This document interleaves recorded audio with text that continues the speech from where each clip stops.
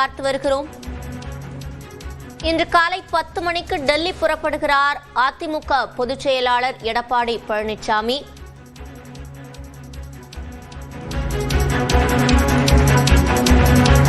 மத்திய அமைச்சர் பியூஷ் கோயல் இன்று சென்னை வர இருந்த நிலையில் தற்போது அதிமுக பொதுச் செயலாளர் எடப்பாடி பழனிசாமியே டெல்லி செல்ல இருப்பதாக தற்போது தகவல் வெளியாகியுள்ளது. கூடுதல் விவரங்களை செய்தியாளர் சுபாஷிடம் கேட்கலாம்.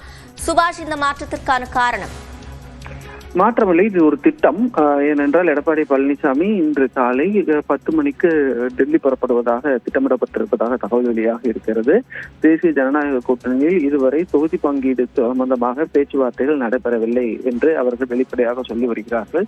அதே நேரத்தில் தேசிய ஜனநாயக கூட்டணியினுடைய வேட்பாளர்களை இறுதி செய்ய வேண்டிய கால சூழல் வந்திருக்கிறது. என்றால் 20ஆம் தேதி வந்துவிட்டால் அடுத்த 10 நாட்கள்ல இந்த வேட்புமனு தாக்கலானது தொடங்க இருக்கிறது. 30ஆம் தேதி.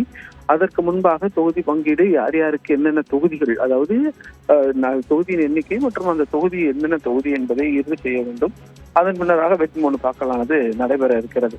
அதற்காக அதையெல்லாம் இறுதி செய்ய, அதே போல கூட்டணி கட்சி தலைவர்களை சேர்த்து இந்த தேர்தல் பரப்புரை மேற்கொள்வதற்கு சம்பந்தமாக அனைத்து விதமான பணிகளையும் செய்வதற்காக அவர்கள் கலந்து ஆலோசிக்க இருப்பதாக தகவல் வெளியாக இருக்கிறது.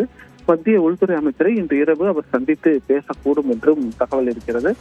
அதே போல பாஜகவினுடைய மூத்த தலைவராக இருக்கக்கூடிய பியூஷ் கோயல் அவர்களும் சென்னை வரும் வாரத்தில் சென்னையில் முகாமிட்டு இந்த தொகுதி பங்கீடு பேச்சுவார்த்தை, யார் யார் எந்தெந்த சின்னத்தில் அவங்க கூட்டணி கட்சிகளில் இருக்கிறவங்க போட்டியிடணும் அப்படின்றது எல்லாமே பேசி முடிவெடுக்க இருக்காங்க. அதுக்கு முன்பாக மத்திய உள்துறை அமைச்சரை சந்தித்து இந்த ஆலோசனையானது நடைபெற இருக்கிறது. விவரங்களை வழங்கியமைக்கு நன்றி சுபாஷ்.